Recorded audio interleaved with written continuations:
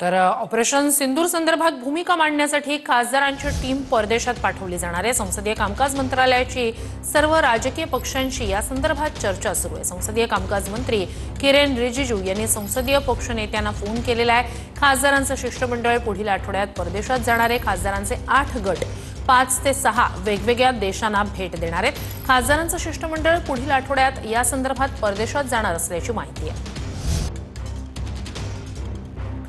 तर Shashi Tharoor America Europe जाणाऱ्या खासदारांच्या गटाचं नेतृत्व करतील असं सूत्रांकडून कळतंय। श्रीकांत शिंदे आखाती देश आणि आफ्रिकी देशात जाणाऱ्या खासदारांचं नेतृत्व करण्याची शक्यता आहे। खासदारांचे 8 गट 8 देशात जाणार आहेत। काँग्रेस नेते सलमान खुर्शीद जपानला जाणाऱ्या खासदारांचं नेतृत्व करतील।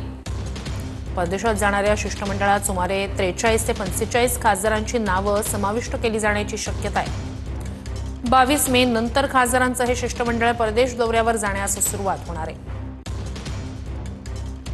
तर ऑपरेशन सिंधूर संदर्भात भूमिका आणण्यासाठी खालील खासदार जाणार आहेत। प्रेमचंद गुप्ता राजदचे, संजय झा जेडीयूचे, रविशंकर प्रसाद भाजपचे, विजयंत जय पांडा भाजपचे, संजय झा जेडीयूचे, अनुराग ठाकूर भाजपचे, ब्रिजलाल भाजपचे, तेजस्वी सूर्या भाजपचे खासदार, अपराजिता सारंगी भाजपचे खासदार। हे खासदार आहेत ते परदेशात जाणार आहेत। राजीव प्रताप रूडी, डी पुरंदेश्वरी, श्रीकांत शिंदे, सुप्रिया सुळे असे सर्वपक्षीय खासदार परदेशात ऑपरेशन सिंधूर संदर्भात भूमिका मांडणार आहेत।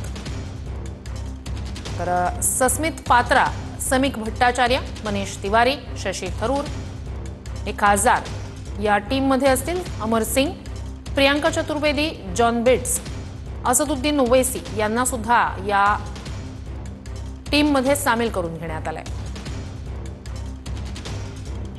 8 टीम्स ज्याच्यात 5 खासदार इच आणि एमईएचा एक माणूस असे पूर्ण जगभरातल्या जास्तीत जास्त देशांना आम्ही भेटण्यासाठी आणि आपल्या देशाची बाजू मांडण्यासाठी निर्णय घेतलाय। काल किरण रिजिजूंचा मला फोन आला होता की त्यांची इच्छा आहे की त्या सगळ्यामध्ये आम्हीही सगळ्यांनी सहभागी व्हावं। त्यामुळे या 8 कमिटीज आहेत। या 8 कमिटीज 10 दिवसात 5 ते 6 देश फिरणार आहेत आणि हे 22 किंवा 23 तारखेला ह्या ग्रुप जातील आणि 10 दिवसाचा तो दौरा